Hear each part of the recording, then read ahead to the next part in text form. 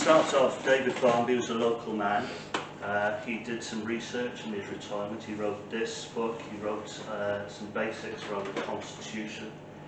And what this book explains is how our Constitution was essentially sold out between 1970 and 1975. So we have to dedicate this to David Barnby, somebody that we both knew, a true patriot, a true freedom fighter, and he was fighting through the political system with the likes of UKIP to remind people that we had a constitution we exported around the rest of the world, and it gave us the freedoms that we've enjoyed thus far. So what's the book? My eyes are not up for it. The book is called The EU, a Corporatist Racket. Right, okay, that sounds They about put right. there's a link to the book on the And it's Telegram. available. It's available and it's on the link. Download. It's on the It's on the link. link. It's on It's the on the link Telegram. to download Yeah, so it's your free.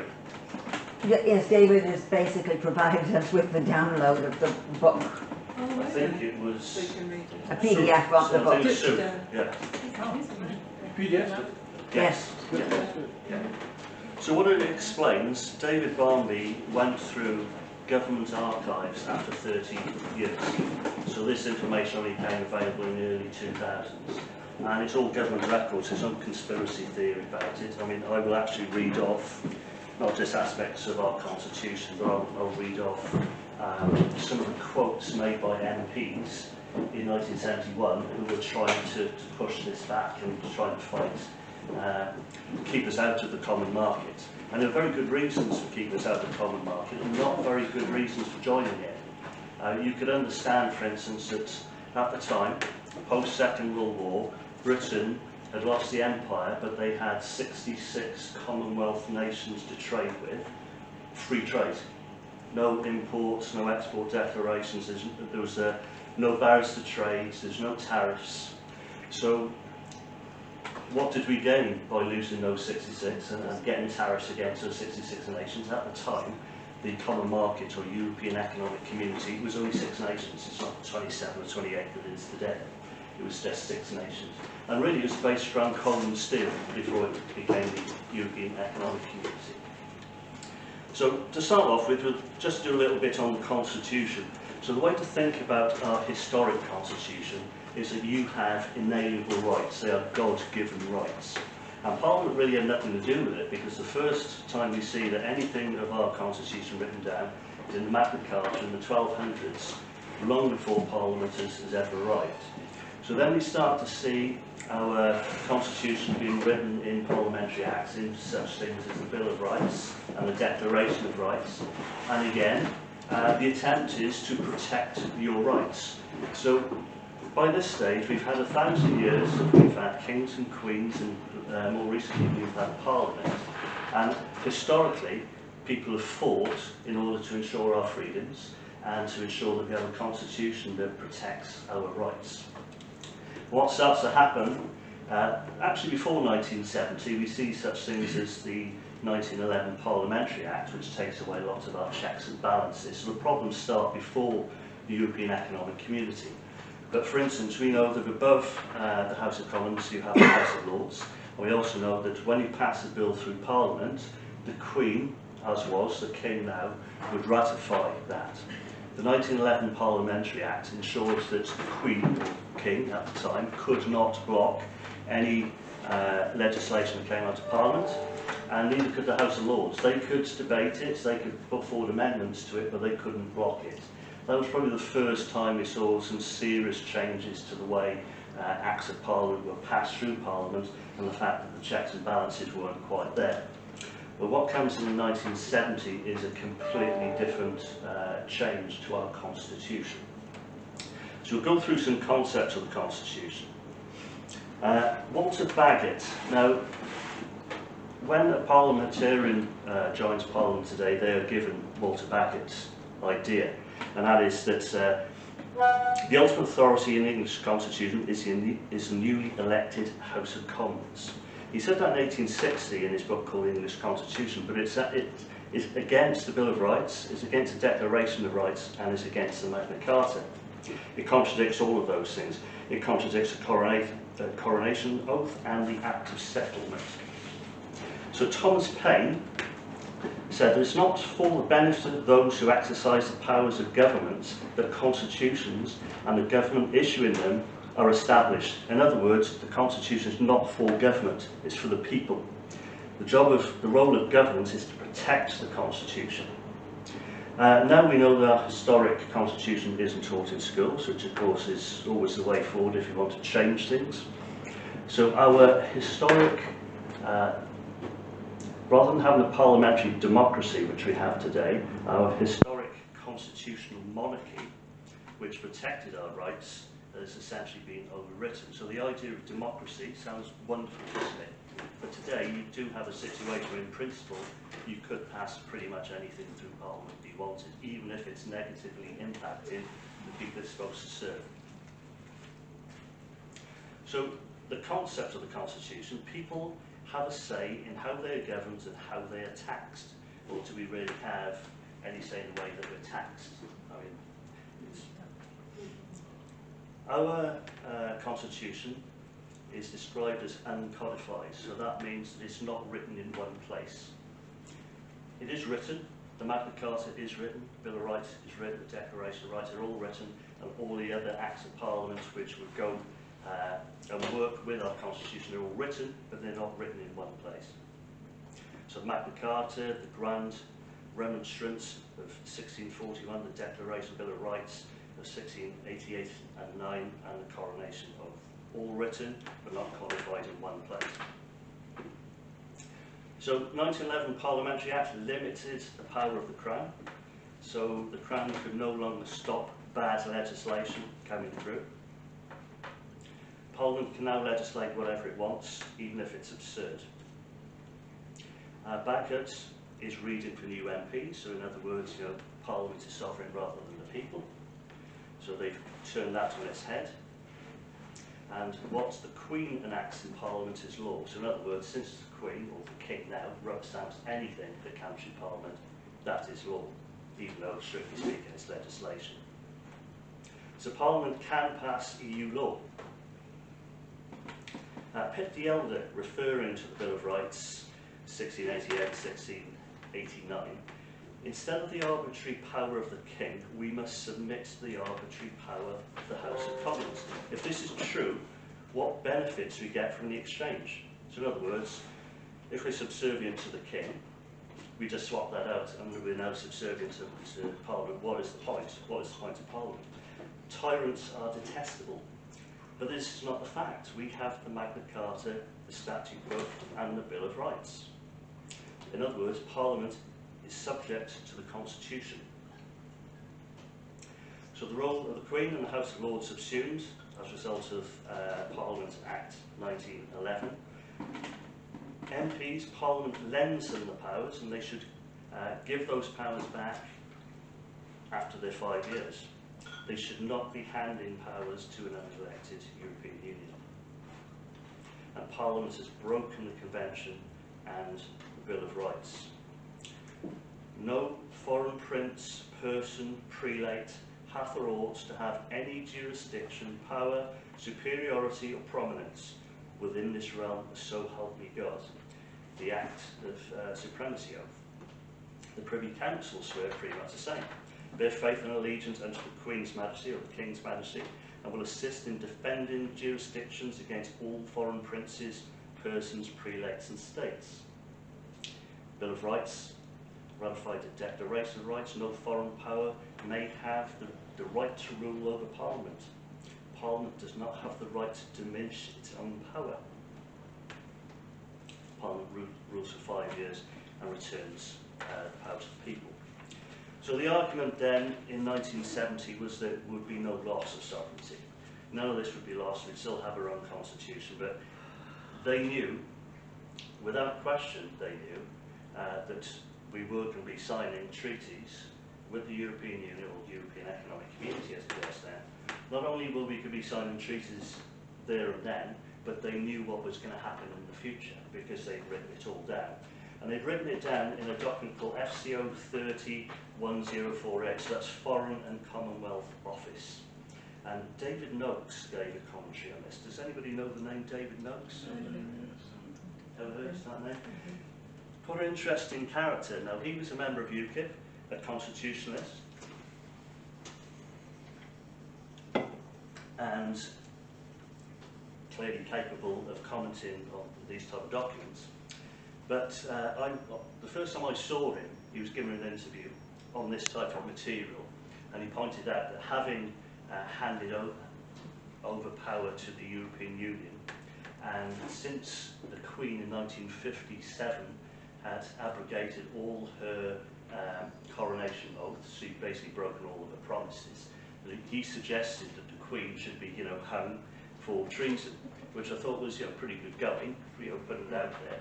But later on, he worked with some doctors on a cure for cancer, and so think of him as a sort of a Bill Gates type person. But of course, they don't want cures for cancer in the marketplace. So eventually he was imprisoned for that, for putting the drugs out for testing. So he was a name that I followed, and quite an interesting character. And an honest man, he was genuinely, pursuing something. Is he out of prison? I think he is, I'm not sure. I think they pretty much broke him. He was in prison in France, wasn't he? He's in prison in France, yeah, he's working with French and British doctors, yeah. So yeah, a bit of a sideline, but an interesting character. So he's put some commentary on this FCO 30 document. So this was about 240 pages. And the reason I know a little bit about it is because I got into a conversation with somebody on Twitter about this, and he was firing off newspaper articles, so propaganda from 1970s, and I was firing off words from this document. And there's absolutely no question that Peter Shaw, who was one of the heroes in the on all sides of the House, we had Enoch Powell, the Conservative Party, there was Peter Shaw and Tony Benn for the Labour Party. On all sides of the House, you could say there was a majority of people that did not want us to be going into the European Economic Community. And the reason for that was because at that stage they understood the Constitution, they understood their purpose, they understood their role in Parliament. These were people that you could say, whether they're Conservative or Labour, as people you could vote for them. And you compare to the situation now where you look at 650 and think, who on earth are these people, regardless of which political party, who could I possibly vote for? And I'll explain how that has come about through this as well. So Heath ran a campaign through the 1960s. He took over from Macmillan. Before about 1970, there really was no appetite at all. There were two hopelessly failed attempts to join the Coal and the Steel Board. There was no purpose for Britain. Britain had the Commonwealth. Nobody wanted to join it. So the European movement, which still exists to this day, was really a propaganda outfit which ran out of money because the Brits were funding it and the Brits didn't want to join. So it was the CIA that actually... No surprise there. No surprise there. Well, the excuse that the CIA got involved was because they wanted to build a barrier against the Soviet Union, the Soviet bloc. And that was the reason that the European movement set up offices in every single European country that wasn't Soviet bloc. And with that, they started funding it, and with that, we started to get the propaganda in this country, and as with all things, there was a huge imbalance of propaganda. It was all on one side. Now, when we started, there was, I think, 18% of the public in favour of joining the European Economic Community. By the time they finished and a referendum came along later, it was about 51%. So it just shows the power of propaganda. You just pump it out there, pour it out there, and you sway people's opinion. So the usual players, the BBC. The BBC managed to move out anybody that was pro-Britain and anti-EU, so they made sure they had the right people in the right places. The European movement, the Foreign Commonwealth Office, European Integration Department, and then Ted Heath and Geoffrey Rippon were the political shop front to getting us into the European Economic Community. And the opposition were largely MPs. They were Enoch Powell, Peter Shaw, Tony Benn, Douglas Jay, Peter Jay, and a couple of BBC programmes as well.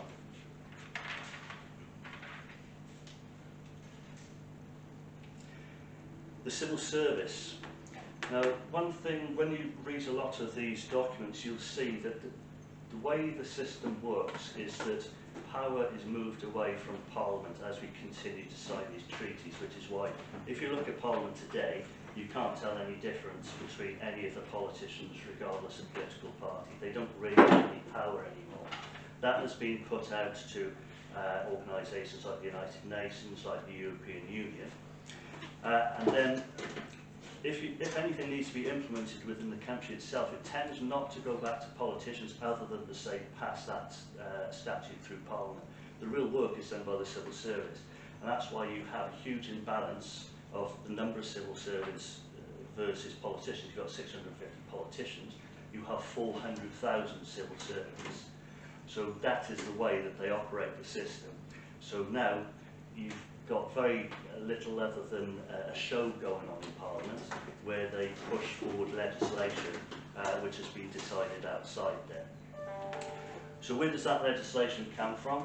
So the think tank tends to be the Bilderberg Group, which has been around, well, actually a lot longer than 55 years. It's probably been around about 70 years.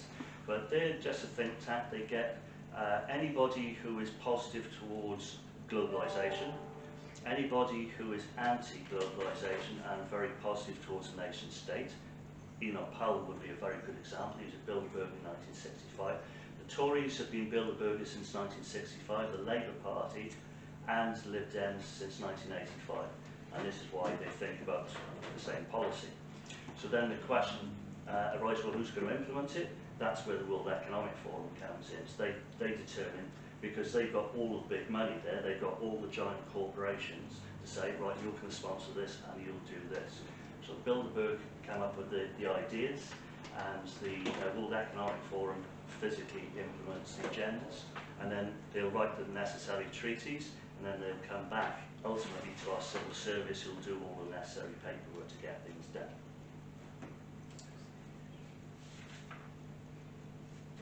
So at the time, it was Norman Redshaw, who was ex-MI5 and ex-MI6, that coordinated all of the necessary work in the 1970s through the civil service to get all the propaganda done to get us into the European Economic Community.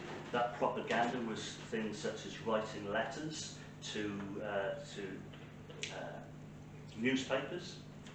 So the letters are made to look like they came from, you know, either an MP or for somebody just asking a question, but they were typically written by the civil service themselves. And then they would find an MP, for instance, or they would find certain names of people that they could sign off those letters and then publish them in all the usual ranks.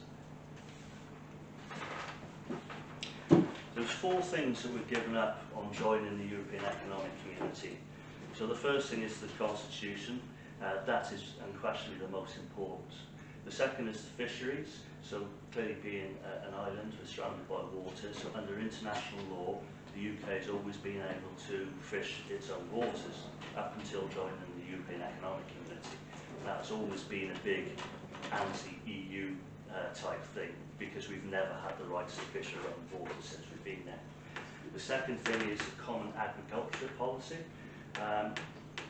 Before joining the European Economic Community, Britain had some of the cheapest food, and yet, you know, look at where we are now. Because the whole point of the European Union, it's an anti-competition.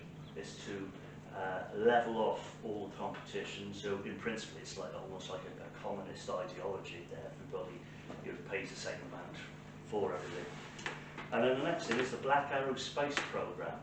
There's the Black Arrow, so that was cancelled, I think, in 1970. So Britain had a space program. It was run from Australia. Boomerang. It was, yes. So there were 5 rockets. The cost, the budget of this was £9 million. It was done on a bit of a shoestring.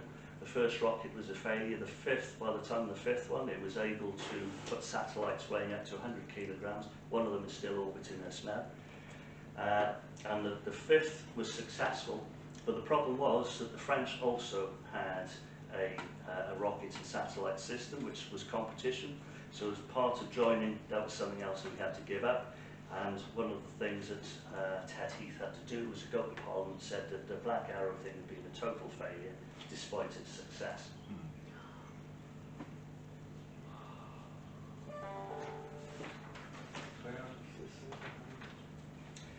Of course, Brussels itself, even back then, always enjoyed interfering with national policies and always stepped in to do that.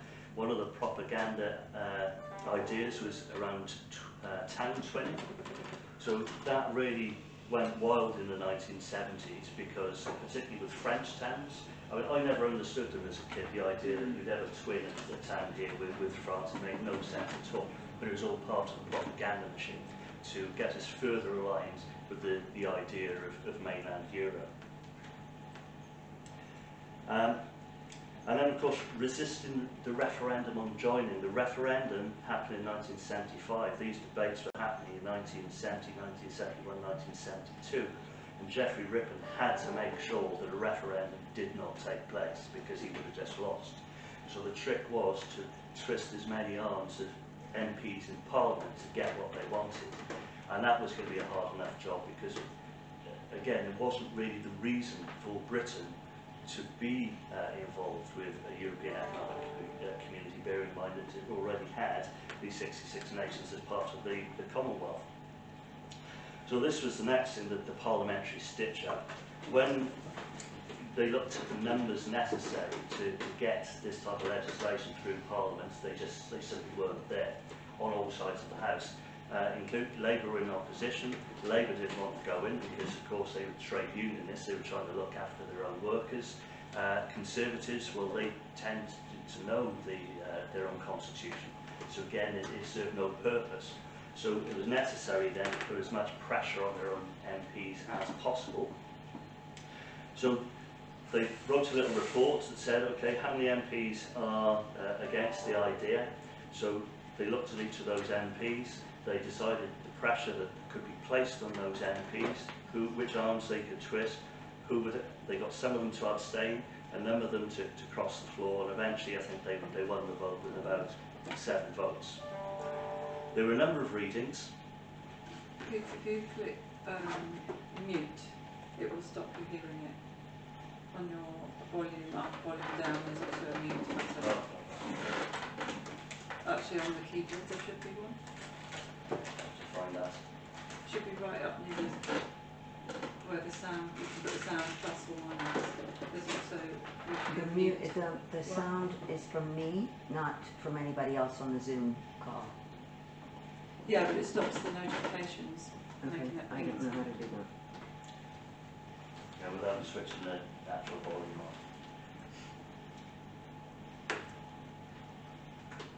So yes, there are a number of readings. So the first reading, they didn't have all the necessary documents. They were given 6 days to debate the first reading.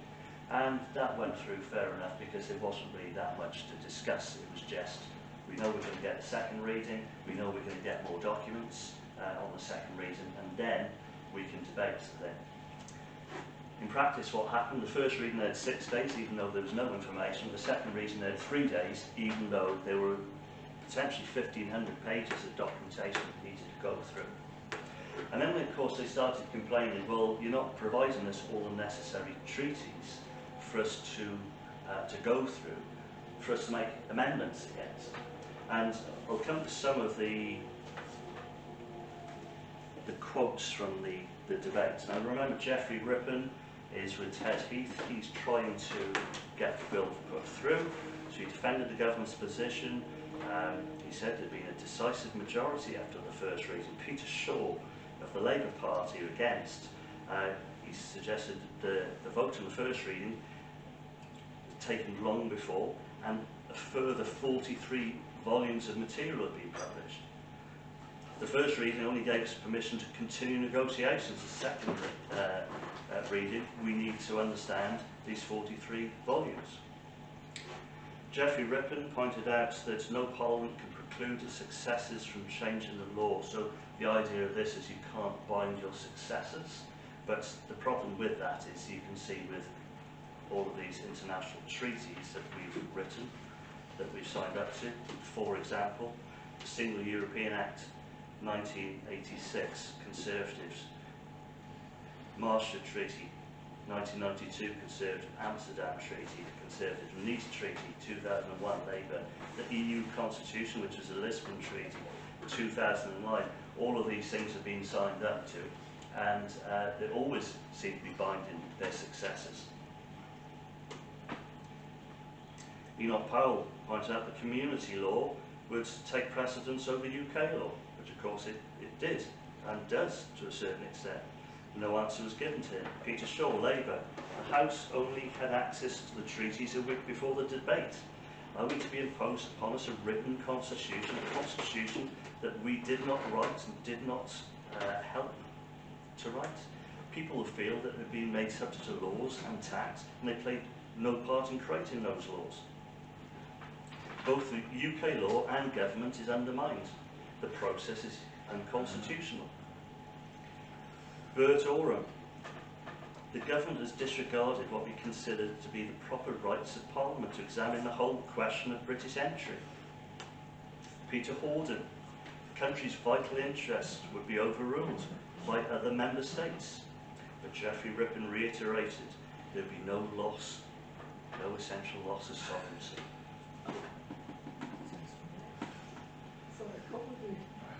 This is the point, is that the majority of people in Parliament didn't want this to go through, so it came eventually to the strong army. And a local MP will talk about it a bit later. He explains the pressure that was placed on him. Sir Alwyn Jones, so these are further commentary notes by David Notes. Sir Alwyn Jones' encroachments would be made on our common law. Bill makes it impossible to see the changes required in English law. So what he's talking about here is that there's no addendums. All the previous treaties that happened up to the 1970s were part of the documents. Geoffrey Rippon, this is a price worth paying. Numerous democratic institutions are inside the European Economic Community. Nigel Spearing, people will only have confidence in the law if they have confidence in the way the law is made. Representation before taxation. It's interesting that the language is 50 years old, but these people were actually protected. They were working with their constituents and protecting their constituents. This is selling us out almost completely. If there is a plot or an agreement that the Prime Minister knew all the time precisely what the negotiations were going to be about. Douglas J. front bench speeches were designed to conceal and not to defend what was going on. 3 other applicant countries had referenda. Norway, of course, was one of them. The government has no mandate from the people. The lack of moral and constitutional validity. Denzil Davis. The bill provided that 100 or more treaties will be incorporated into the law, and there's no attempt to list them. That'll give us 1,500 regulations, 40 volumes, none of them listed, and the reason is obvious, is to bar us from putting down amendments so they can be properly debated. People who obey in the future know what law they are obeying. Trying to conceal from the public and the House the full effects of joining the EC. Neil Martin. Now, Neil Martin was a local man in Banbury. Suggested the full-hearted consent of Parliament and the people was required. The public would regard politicians, quite rightly, with utmost contempt. It's almost like they're seeing into the future, all these people. We anti-market Conservatives have had plenty of pressure put on us, not by arguments of merit, but by other means. And they've harmed the very case here trying to make.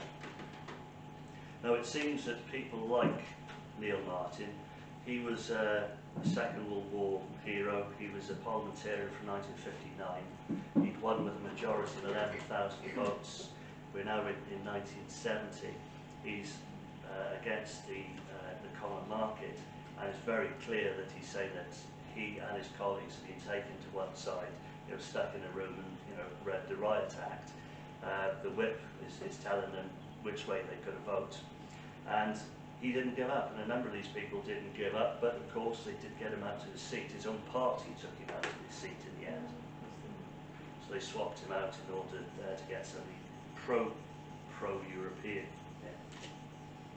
Harold Wilson, the crippling burden imposed on the balance of payments by the terms negotiated. So in other words, they just looked at the financial implications of it, and they simply weren't viable. The constitutional implications. Our system has evolved over centuries. The French system of law, where the judge advocates for both sides. So what he's talking about here is a difference in the mechanism that the English legal process works versus the French process. So in the UK, of course, we have solicitors which operate outside the court. We have barristers that operate inside the court. And typically you'd have two, one on each side of the debate. In France, it's the judge advocates for both sides. So he's talking about a process different and how that would need to be incorporated.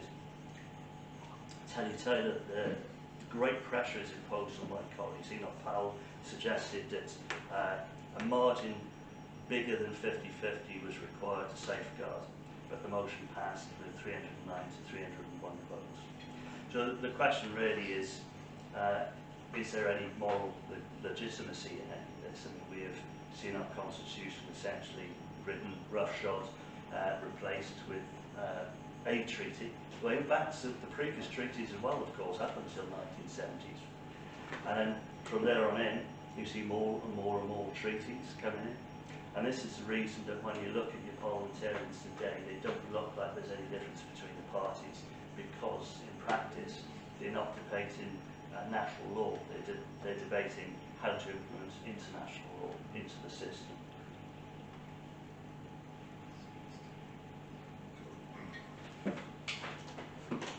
So again, Douglas J made the statement, legislation passed in this way with no consent cannot command the assent of the country and would lack constitutional validity. So then the 1975 referendum, remember this is a couple of years later, the UK is already in the European Economic Community, so how would you conduct a referendum? I mean, you would conduct a referendum just like you would conduct local elections or a national election, and you would count the votes in that way, so you would have thought. But the vote count was highly unusual, and this was pointed out by David Steele, of all people, Liberal.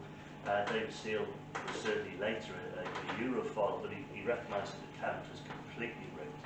Because typically what you would have, you'd count the papers locally, and there are only two, you know, we remain in the European Economic Community or you leave it.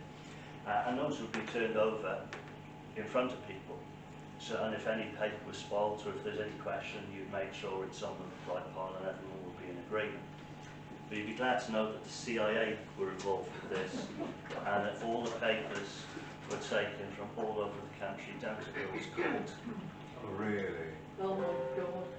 Nobody saw them, there is no audit of anything, and the papers have since been destroyed. That's incredible. That's incredible. That is very CIA, isn't it? The Americans are expert at rigging votes, aren't they? Yeah. They are. It is interesting though that there was a friendly CIA, because one or two of the MPs had, because remember the CIA also worked with MI5, MI6, and they would have worked on operations together. And there were some who were really upset at the fact that the US was interfering in somebody else's national debate. But having said that, I mean, this is one of the most spectacular rigged referenda you can ever imagine. So it ended up 65% in favour of remaining inside the European Economic Community. I remember just a couple of years before, it was 18% that wanted to join. So Alexander Fleming, MP, the most absurd aspect of the referendum is the national count. There's no precedent for it. David Steele, Liberal. We should like to hear about the plans for the count. The cost of the count was 9 million. He wanted local constituency count. He wanted to be able to witness it. He said that no one knew what was happening. Would Parliament itself be kept in the dark? Well, it seems so. Roderick McFarquhar, described the protest as grotesque.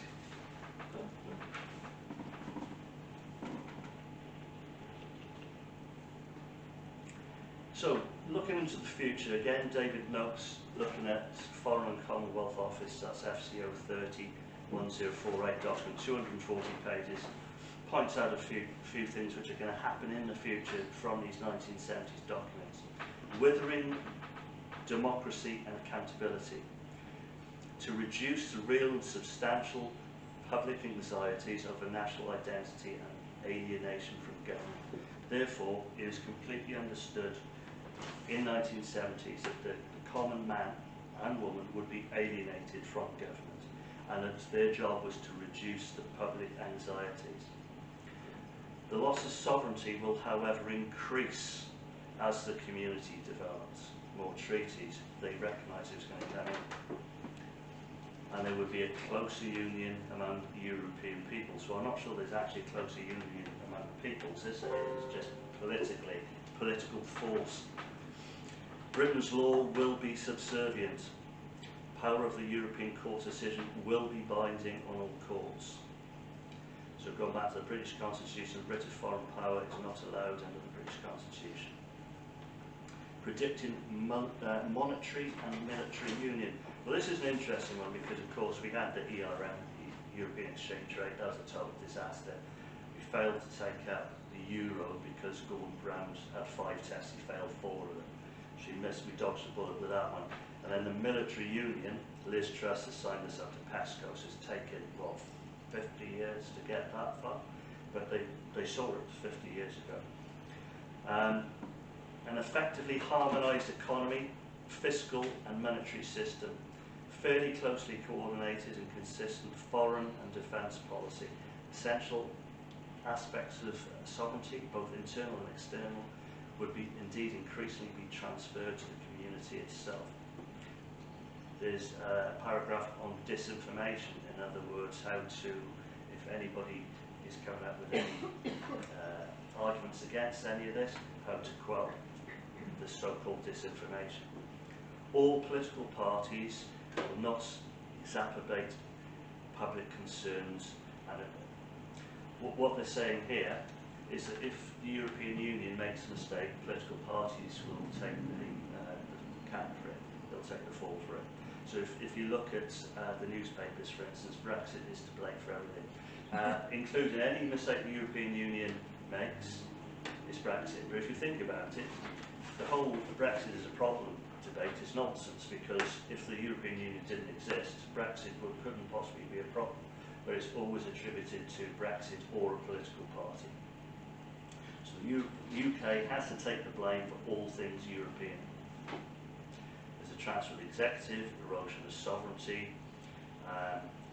EU bureaucracy will rule, blurring the distinctions between domestic, political and foreign affairs, leading to a lack of effective democratic control. So you're losing the democracy, because by the time you take the loop of the treaty, coming down to the civil service, it's the civil service that's implementing policy now, and not Parliament itself. Parliament just shove legislation through.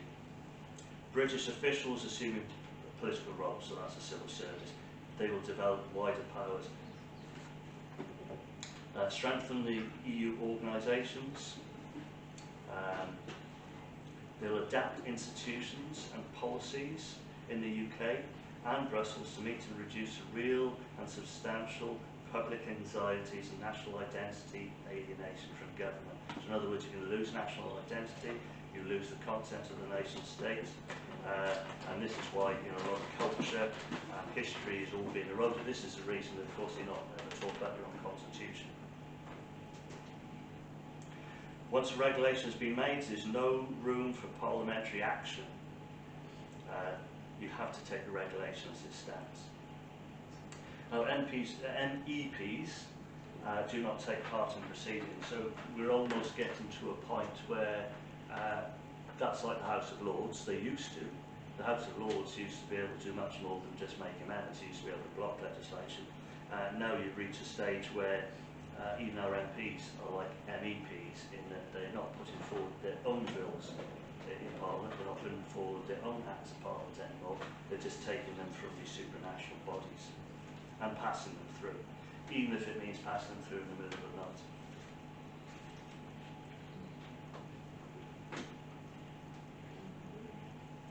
So Neil Martin MP from Banbury, he was explaining the problems he was facing, standing up to all of it.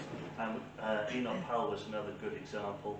The European movement set up offices in all European countries outside of the Soviet Union.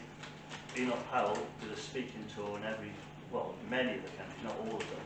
And of course our secret services kindly followed him around just to make sure he wasn't saying anything too anti-European Union, which of course he was. And this was the case with a lot of these MPs. Neil Martin probably didn't go a lot further than this country to make his speeches, but he was another person who was followed around. Then David Barnby lists out in 1970 the list of World Economic Forum partners.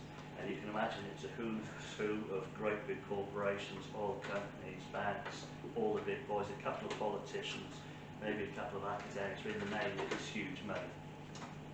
The Bilderberg Group, David Rockefeller in 1991 thanked the media for defending everybody off. But the Bilderberg Group is always made up of internationalists, globalists. They'll take people from any of our political parties who will say yes. We saw this in 1991 where Margaret Thatcher, let's not forget, was a Bilderberger, but by the time it came to the Maastricht Treaty she said this is a step too far even for me, I'm not going to pass that through. So she was ousted and they brought a compliant Bilderberger through in John Major.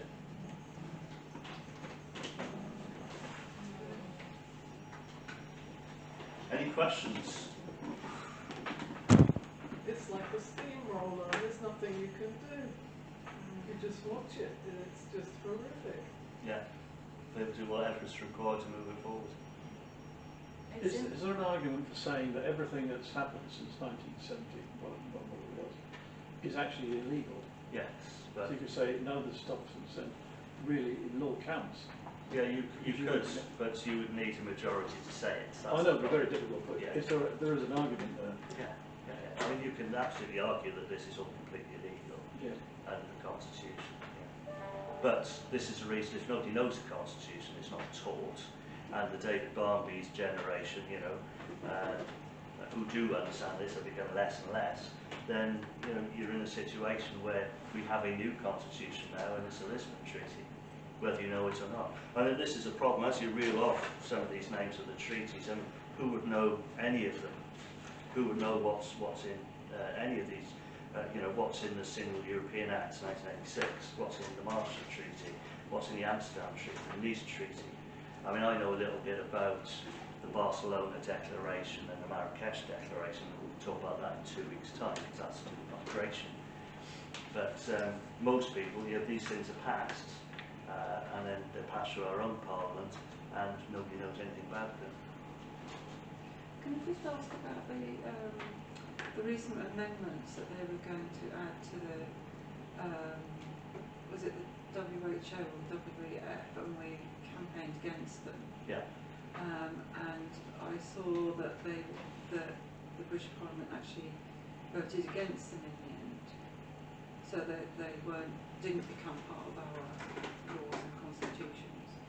So that seems almost to be contrary to what you're telling us everything that they want to do. So it makes me wonder, how did that happen? Because we did all the petition the king, but if the king has no powers, Yeah. then what on earth was the point of even petitioning him to do anything? Well, that's the case. He cannot block anything that goes to Parliament. So your best chance is to get more than half the House on side to block something like an international treaty like that. Yes. So is that what happened with the amendments? Yes. Yeah. So the point is that for the World Health Organization, you're starting to see it's not just Britain. You're seeing other countries push it back, and that's really the key to it. If a number of countries are successful in pushing this stuff back, it does work. But if you take other international treaties like the IPCC's treaty and net zero, which is an enormous financial fraud, absolutely enormous. The reason that we have to implement it, it does not matter if you're a Lib Dem, it doesn't matter what side of the house you're on, it's in the withdrawal agreement. And the withdrawal agreements, there have been 3 treaties since we supposedly Brexited. Now, if you wanted to leave the European Union, you can do it 2 ways. You can either leave under your own constitution, which we didn't. You just repealed the European Communities Act, which is what this debate was all about.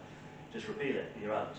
Or you can leave under a foreign constitution, namely the EU's constitution, the Lisbon Treaty, and implement Article 50. And then you knew the whole thing was a hoax. So then you end up signing another treaty, which is called a withdrawal agreement, that has a whole load of clauses in it that you're subjected to, one of which is net zero. So then the withdrawal agreement is an anti-competition treaty. They do not want Britain, running off and having free trade with 66 nations and everybody else. They don't want that. So in other words, if we are subjected to running our steel works and firing up furnaces with windmills, which is absurd, then you're going to do it as well. Yeah. Behaviour of the Tory party has been absolutely appalling. It's dreadful. I mean, how anybody who knew any of this could consider voting for them, I have no idea. So back at it, it's absolute bloody nightmare. But this has been going on forever. I know, but how did they do it? I mean, they obviously do it. Labour would be the same. They would be exactly the same. Yeah. They've been, The options, No yes. And you notice during the pandemic, they were all in agreement in lockstep with the lockdowns and the jabs, and jabbing the care home workers, jabbing the NHS. Yeah. And I do think that was people power that made them roll back with that. Well, I slightly disagree with that. The reason that they couldn't do it to the NHS, the people that the concept of a mandate in law requires the consent of the mandated. The people that they fired, they didn't fire at all. They were on 0 hours contract and just said don't come in on that. If they try to do that to the NHS, you'd have a doctor on making the numbers up. So they fooled them. You've been there for 15 years. The lawsuits, the mass lawsuits would be outrageous, so they couldn't possibly take it any further. But quite a lot left voluntarily, didn't they? From the Some NHS. waited to the, some were prepared to be fired on that February day. Quite a few were. They went back. Because they made it clear they weren't going to. Yeah. We're not I backing saw the numbers on the injections given to the NHS staff themselves. So it started off with 70% uptake, which meant 30% didn't. So 30% are anti-vaxxers, using their words. But by the 5th jab, it's 80%. So in other words, the NHS staff themselves are anti-vaxxers, if you like. You have a question? Yeah, I was wondering, you were saying like with the Commonwealth, the UK had access to 66 nations. Yeah, free trade. Free trade. So what was the motivation to let go of that? I mean, there must have been an opposite sort of price worth having for the people who were pushing it. Is it just control?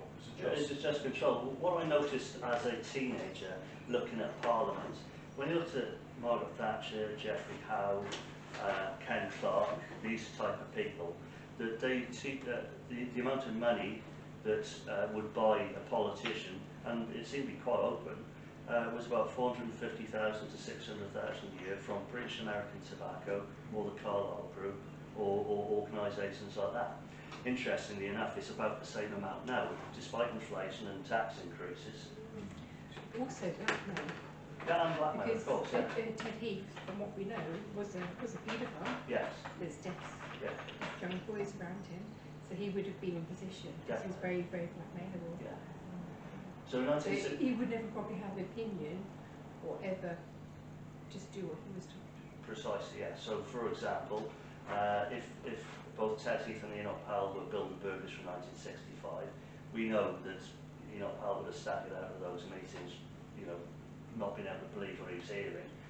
Clearly, the better of the two men, he went into not quite obscurity, but he ended up on the back benches, supporting the Ulstermen, and Ted Heath was the Prime Minister, because he could be controlled. And clearly, Geoffrey Rippon the same. And obviously Enoch Powell came out with statements which went completely against the colonial power. Yes. I was a SEAL at the time, I was quite young. with this all going on. So we heard all about this removal. We didn't really pay much attention to it.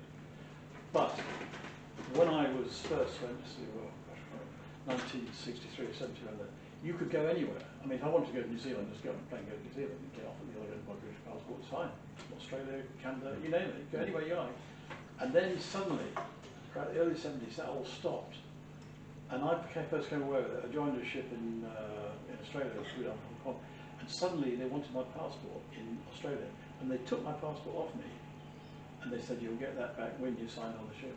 And that's exactly what happened.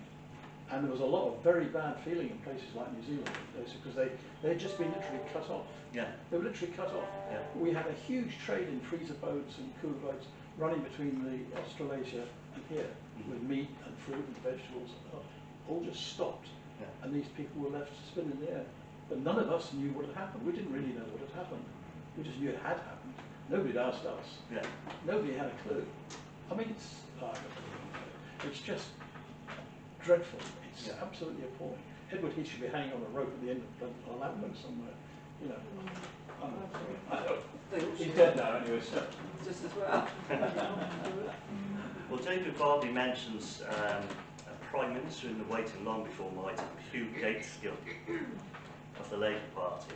And this was about 1962, I think it was. He was attending Bilderberg meetings and started to make apologies because the statements he was going out with was it does mean that if this is the idea, it is the end of Britain, end of 1,000 years of history, and by 1,000 years of history he's talking about constitutional history, including Magna Carta, and it does mean the end of the Commonwealth. So that was Gateskill giving up on the concept of globalisation. Now we know that he died not soon after that. I mean, we don't necessarily know why. I spoke to my father about this. He wasn't able to attend this evening. He suggested that the news stories was that it was the Soviets poisoned him. But he died at 56 anyway. So the point is, there are people that have absolutely put their hands up to us and just said, no, we're not going to do it. But the people that push these agendas, and this includes people like Thatcher, because Thatcher was part of it from 75 until 91, 92, and then it was just a bit too far for her. But in terms of where we are now, you see, we signed a withdrawal agreement, which is another treaty. It is not a withdrawal agreement. It's an anti-competition agreement, which means that things such as net zero, we still have to implement.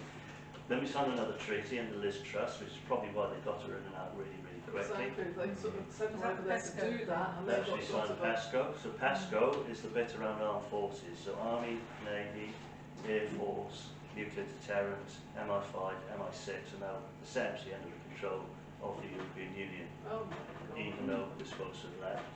And of course, the Windsor Agreement, the Windsor Framework, which has given away an entire country, Northern Ireland.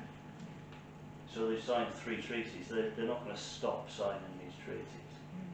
So, of course, because I think there were about 4 votes by the public, not just the referendum result that there was the Boris Johnson came into Parliament, that was all about Brexit and influencing it. There's a local election, and of course for Argentina got the Brexit party back in, so there were 4 votes. It's quite clear, no amount of propaganda was going to work, no amount of propaganda was going to stop people voting against the idea. They wanted to leave the European Union. So what did they do? They had to obfuscate it, and that's what they did with Article 50, and since then we've now signed a further 3 treaties. And also it seems the European Court of Justice, or Human Rights, whatever it is, still is overriding. Yeah, so the European in Convention of Human Rights is separate to the European Union.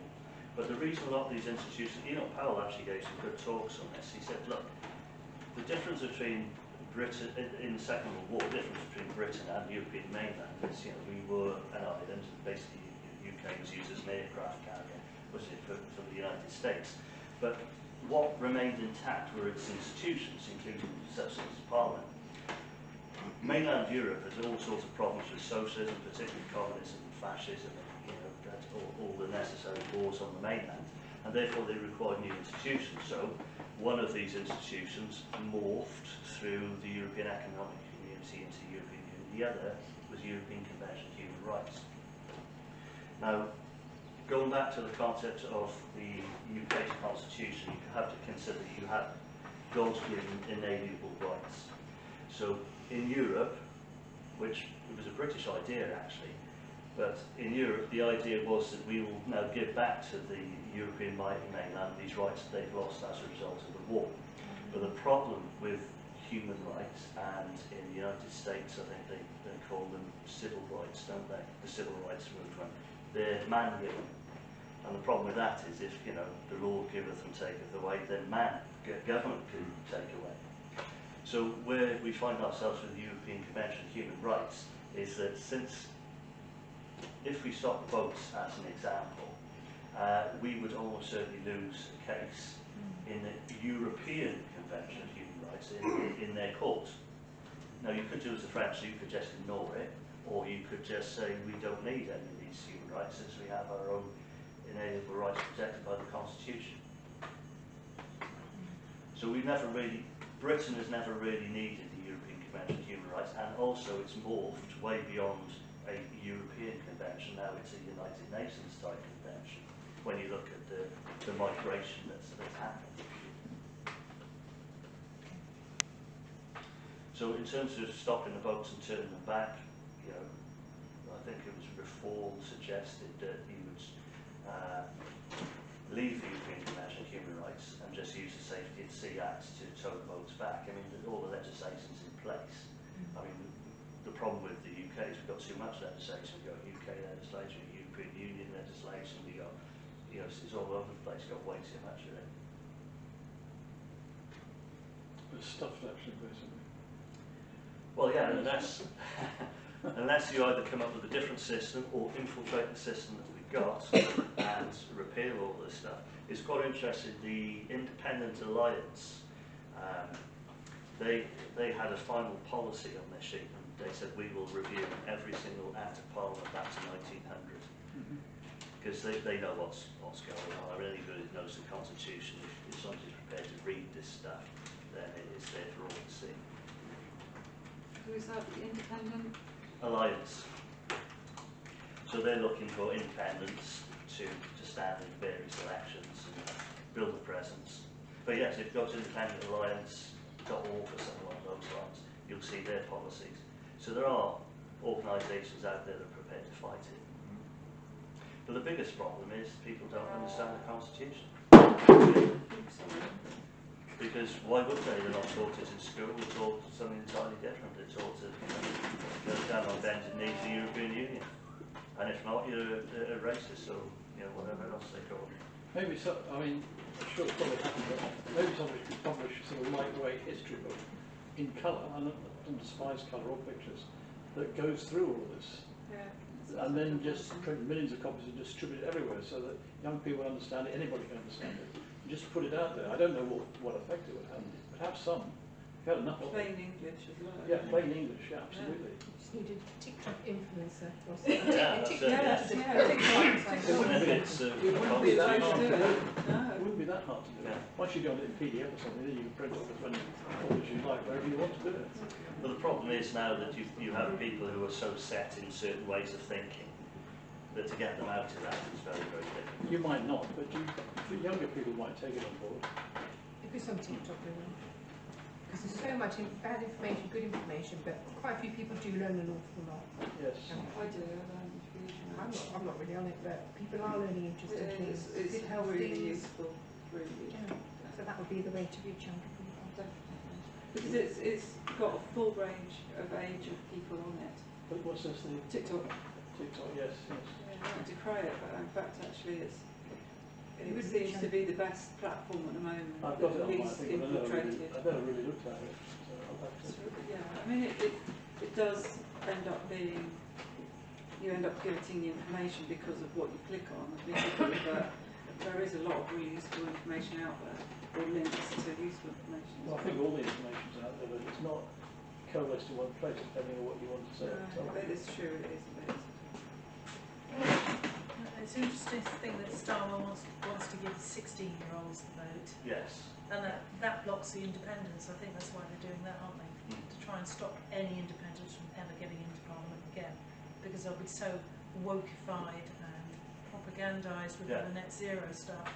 As soon as they leave school, and if they mandate people have to vote like they've done in Australia, then you're screwed. The independents will never get in because they've all been so brainwashed.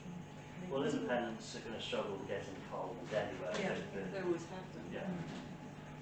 It's very sort of party driven, isn't it, when it comes to...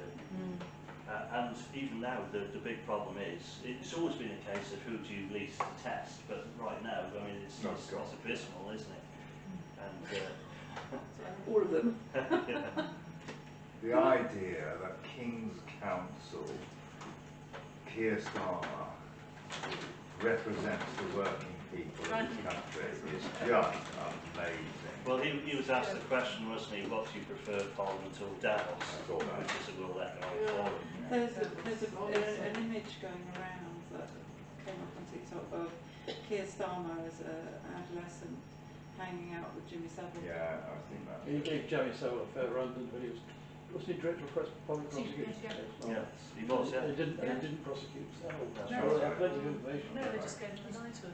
Because there's too many of them, they're all engrossed in it, aren't Do you remember That's Cyril's? the problem. Oh yeah. He was a real well-known royal, you know, lived there. and they knew about it. Yeah. Mr. Thatcher knew about it, and they did nothing. Yeah. They did nothing. But I've got a many of them, it's too much 16-year-old power. and an 18-year-old, and they asked me today, both of them, said, who do you want to win the election? And I'm like, fuck's sake, how do you answer that? Because it's like totally irrelevant. But then I've got these two idealistic young boys that aren't looking for a steer on how to vote or anything, it's too early for them. Well, one of them can't vote now. But it's kind of like, we're talking about democracy as if it's a thing anymore, and it's not. No. So how is everybody approaching this election? Because I'm like a complete loss as to whether A, to vote or not, and B, to who to vote for. Well, we were talking earlier about Nigel Farage now running for Clapton, and now he's head of reform. That will get reform a lot more votes. It will, yeah. I think that's And a good move. it's important to understand that there are decent people in reform. I mean, Pete Shields has been here, he's standing. There's decent people everywhere, but not where it counts. Yeah. The question is, can you get them in? Yeah. And once they're in, what happens to them? Do they get a visit from Secret Services? You know, what happens? That's Whoever's behind all of this have no limit. No, They shoot down Twin Towers, for goodness sake, and then lie about it. no scruples whatsoever. They have no limits. And no principles. No. I think somebody said, you should vote for what you believe in, and I think that's right. If there isn't anybody you believe in, then don't vote. That's what you've got to do. That. I mean, I'm not saying everybody will, but I thought of going into the voting station, get my voting paper of Chandler, and get Fiona on and video me tearing it up. Yeah. I'm not a bad Saturday, but the problem is they it'll be a don't. laugh. If they counted the spoiled website, ballots, you know. if they counted the spoiled ballots, that would be useful, but they don't. No, they don't. Well, they did. No, They they count them. do. They put them to one side, but I don't think they count. They Well, do. they certainly don't publish them. They do. I mean, I listened to a couple of YouTube things, and which I followed up, because I thought, well, there you go. There's a lot of people are saying, don't want to vote. But if you write on there, you know, I do not consent, but they do. Yeah, I mean, several counts, and they do count them. They get all the spoiled ballots, and every so often they'll get all the people who went to the count to watch the counters, and they'll call you over, and the guy will go through them all, and he might find one who said, well, it's quite clear they didn't mean to vote, and then keep that. And then, so they do keep a tally on them, whether they keep them or not. They don't publish it. No, they don't publish it. But there's persuasive arguments out there that they don't want us to vote because Miri she's arguing very strongly that if you don't vote, you're just putting Keir Starmer into number 10. Yeah. And I get that, but then what's the alternative? You're just going to try and find local candidates that you trust. Fiona caught one of the counters doing something wrong actually in the referendum, I think. You know, she's very eagle-eyed. She caught this, whether it was a mistake or not, and she said, hey, and they had to get the thing across. On the count. Yeah, on the count. Yeah. Actually, you know, you can watch them doing the count, can't you? Well, that's the reason you're allowed to stand at the table. Yes, well, she was, and his guy did that. But yeah, I don't think he meant to do it, but he did do it. And, you know, Flossie was standing there and Yeah. he wasn't very happy, but there you go. So the answer to the question is, if you wanted the parliamentary system to work, you'd have to get honest people in there. Yep. And that's quite a difficult thing. You see, historically, the reason that the House of Lords worked was because you had aristocrats who were so wealthy that they couldn't be corrupted. That was the idea of the House of Lords as it was. Now, No, I understand what you're saying. Yeah. And now they leave Parliament and they promote their mates into Lords, Yeah. which is why we have Lord Cameron yeah. sitting in And the cabinet. also, if you've got a and businessman for a he's- certain sum of money, you can Yeah. find your way to the Lords as a Cameron should private not been allowed anywhere near public officer. Absolutely. Should be Yeah. banned. Well, you wonder if Lord Blair will do the same thing and want to There's turn talk Blair. of Lord Blair taking over from Klaus Schwab, isn't there? Yeah. Cool. Possibly. Economic Forum. Yeah, there really is. That'd be entertaining. Well, I have doubts about Farage, but he certainly, he certainly stirred things up, hasn't he? Well, to be fair to him, he is one of the best orators. He is. Yes. Whether you can trust him is something else, but That's right, he's yeah. certainly one of the best Who, orators. Tony Blair? No, Nigel No, Farage. No, Raj, yeah. He's had at least 2 attempts in his life. Is it?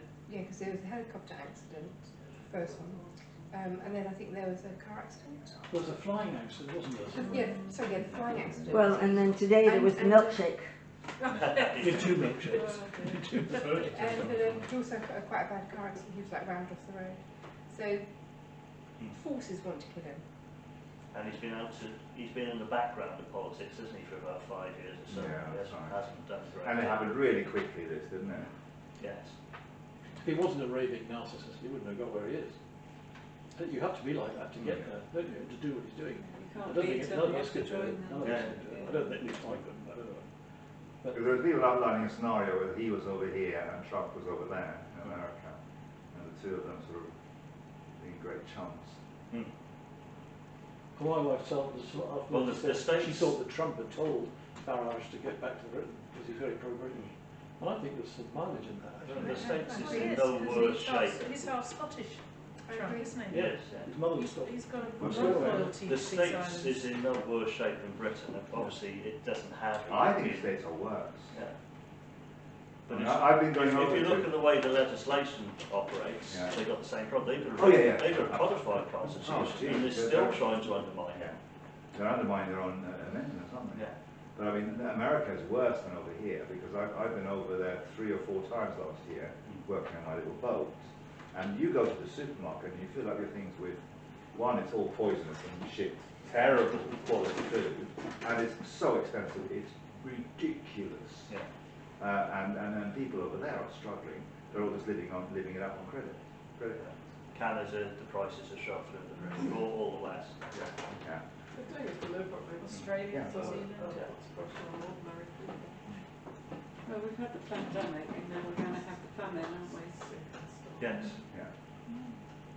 Yeah, well, this is the problem, isn't it?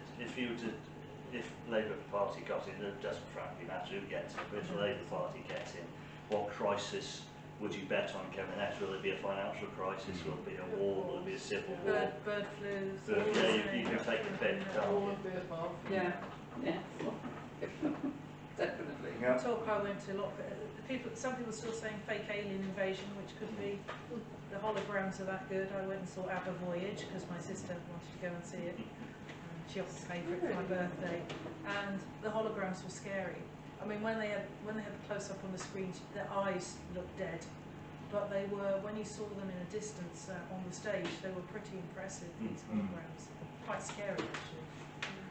Yeah. It's quite unnerving seeing them. And that's partly why I wanted to go to see the hologram technology, and it's very good. It's only going to get better. Yeah. Well, Yeah, a lot of tricks. according to Andrew Bridgen, we had war already. Yeah. Right. Yes. Well, we're in a proxy war, aren't we? I mean, even if there wasn't a war going on out there, they're still telling you that they're stealing billions for tanks, armaments, or whatever. So there's a financial war as well as a physical war going on. Yeah.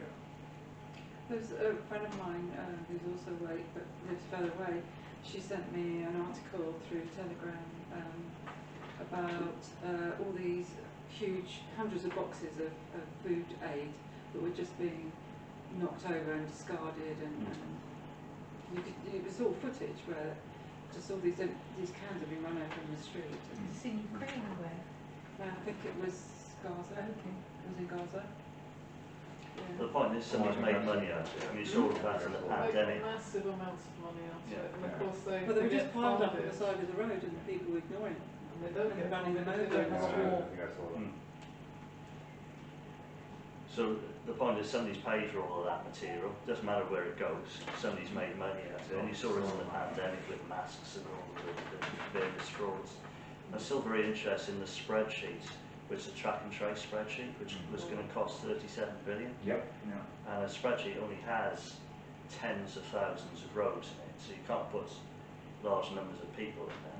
So you wouldn't be able to track anything in a Yeah, spreadsheet. that's right. No, I remember that. That's nonsense. Absolute It goes up to at least 1 million now, but it's not, it is finite, because it's Yeah. only a flat database Yeah. technically. Yeah. It would be interesting to know who got the 37 billion.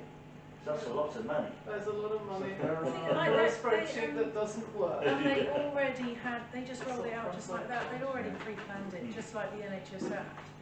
I never understood how it was going to work anyway. It was definitely pre-planned. I It was never already understood there. how it was going to track and trace. Well, that's the Never point. worked. It Doesn't didn't need matter, to. does It doesn't That's matter. not That's the money. point. I'd like to know what I did. It's not supposed to work, it's supposed to get But there is, money. Yeah, there is one of the things that went on Telegram a couple of years ago. There is a track and trace patent, and it's a Rothschild patent Oh, yeah. about being able to track people and work out who were super spreaders and quarantine them. So that's what they ultimately want to do. It's just a precursor and a tester, really to get people used to it and probably testing some of the technology.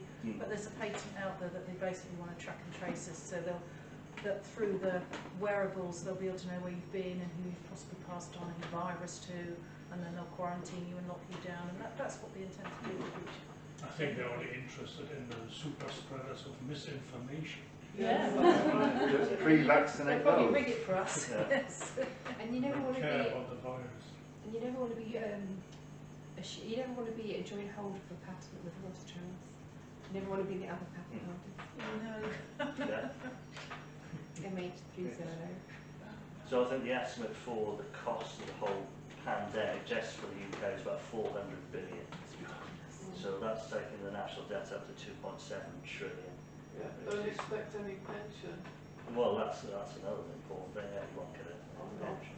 I heard that we had a plan, didn't we, for pandemics, but we didn't actually do it, and we didn't have the stockpile of stuff we're supposed to have, we didn't have the emergency hospital. But we had a plan. We weren't meant to be And the locking Swedes down. looked at our plan and thought that's pretty good, so basically they did what our plan was, but we didn't. You know, it's crazy. Sweden's got their own problems. But the Yeah, they had MPs were problems under with it. orders from the WEF and the WHO, who were part of the UN.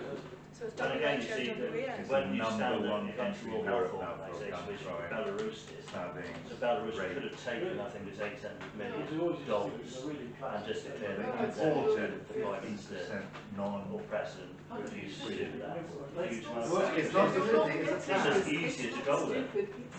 Yeah, it's But it's still still got stupid. backlash to Well, the it. people didn't do it. You're It's trying to do ridiculous. it. Three African presidents that That's right. kind of Let's questioned take it.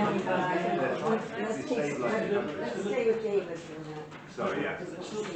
Yes, you can It's see stupid. that it's easier to go with whatever agenda is going than it is to try and push back against it. Well, it's, You know, that's not good though, is it? no, it's really not good.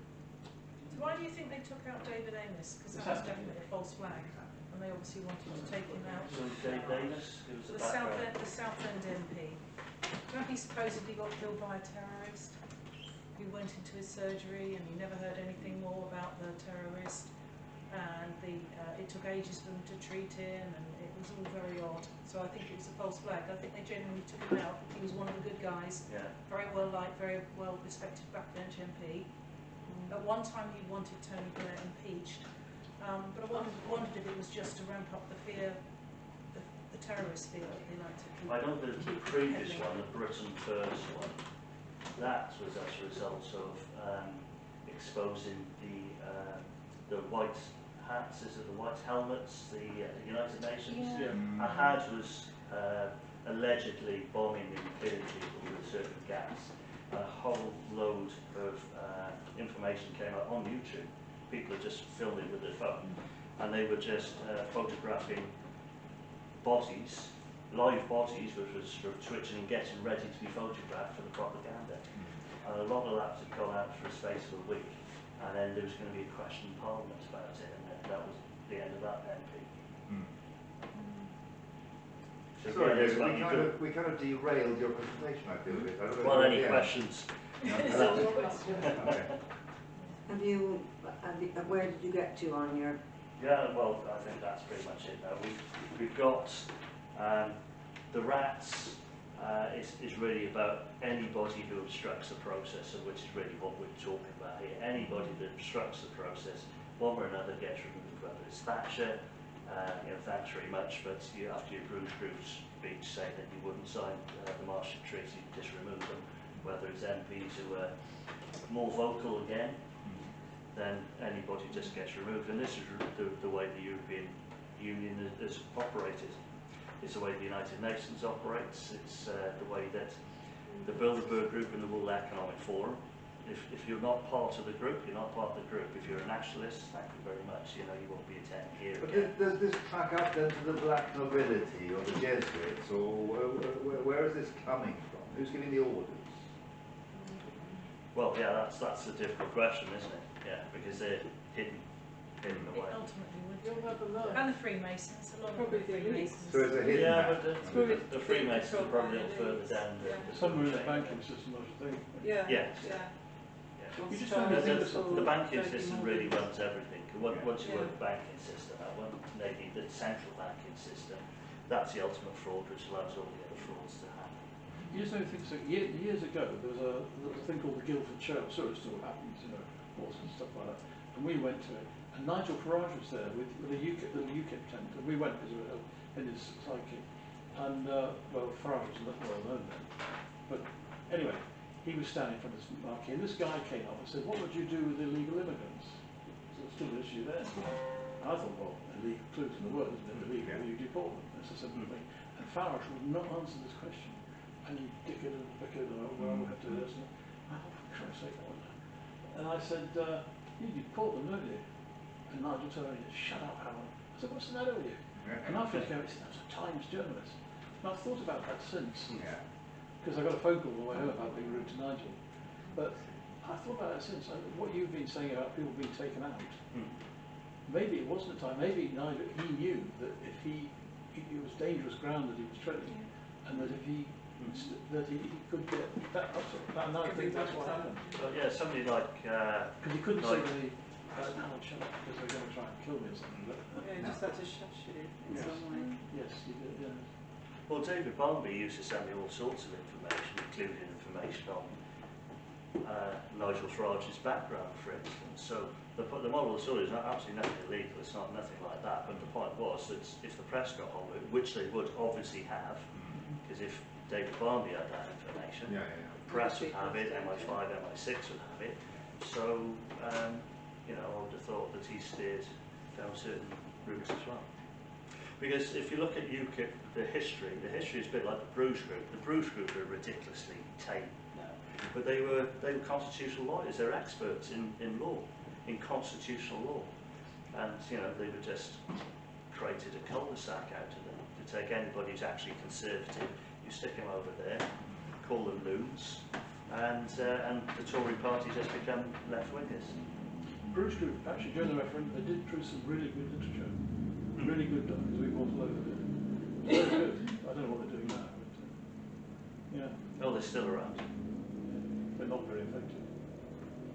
Not very effective, and they've branched out into different things like Jeremy Nyberg, doing the climate change stuff. That was good. So I'll be doing that one in about 6 weeks.